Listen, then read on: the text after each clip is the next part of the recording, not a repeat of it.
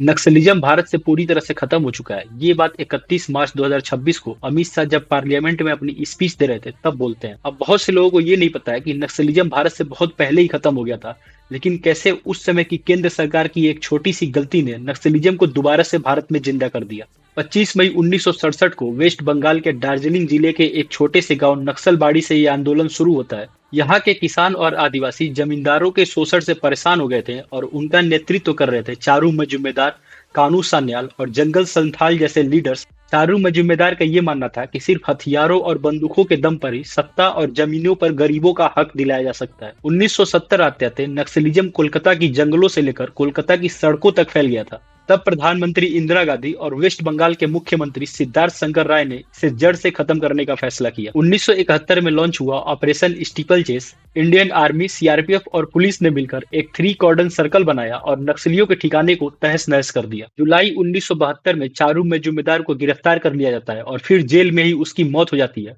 और इसके बाद सबको लगता है कि नक्सलिज्म अब भारत में पूरी तरह से खत्म हो चुका है। लेकिन फिर 1977 में इमरजेंसी के बाद जनता पार्टी सत्ता में आई और उसने ह्यूमन राइट्स जो वायलेट हुए थे इमरजेंसी के दौरान उसको रीस्टोर करने के नाम पर कई हजार नक्सलियों को जेल से रिहा कर दिया। 1977 में प्राइम मिनिस्टर मोरारजी देसाई और होम मिनिस्टर चौधरी चरण सिंह की सलाह पर 645 कट्टर नक्सलाइट्स को जेल से रिहा कर दिया गया। इसमें कोंडापल्ली सीतारमैया जैसे खतरनाक नक्सलाइट्स भी शामिल थे। 1980 में सीतारमैया ने पीपुल्स वार ग्रुप बनाया जिसने आंध्र प्रदेश और छत्तीसगढ़ की जंगलों में अपनी जड़ें फिर से जमा ली। 2004 में पीपुल्स वार ग्रुप पीडब्ल्यूजी और एमसीसी आपस में मर्ज कर जाती हैं और मिलकर सीपीआईएम का गठन करती हैं और दोनों ने मिलकर भारत में एक खतरनाक रेड कॉरिडोर बना दी।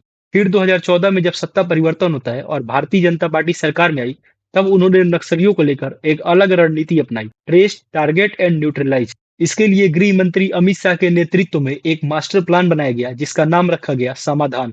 अब सरकार सिर्फ गोलियां नहीं चला रही थी बल्कि उन जगहों पर सड़कें, मोबाइल टावर और स्कूल पहुंचा रही थी जहां तक सत्ता कभी पहुंच ही नहीं पाई थी। अबू झमाड़ और बूढ़ा पहाड़ जैसे एरियाज जो नक्सलियों के लिए एक अनडिफिटेड एरिया थे उसको इंडियन डिफेंस फोर्सेस ने जीत लिया और इसके वजह से नक्सल घटनाएं लगभग धीरे धीरे कम होने लगी। एक टाइम पर 126 जिले नक्सलिज्म से प्रभावित थे और आज लगभग बिल्कुल खत्म हो चुके हैं। होम मिनिस्टर अमित शाह ने 31 मार्च 2026 का डेडलाइन रखा था और आज सच में नक्सलिज्म लगभग पूरी तरह से खत्म हो चुका है। So if you like this video then do share and subscribe the channel.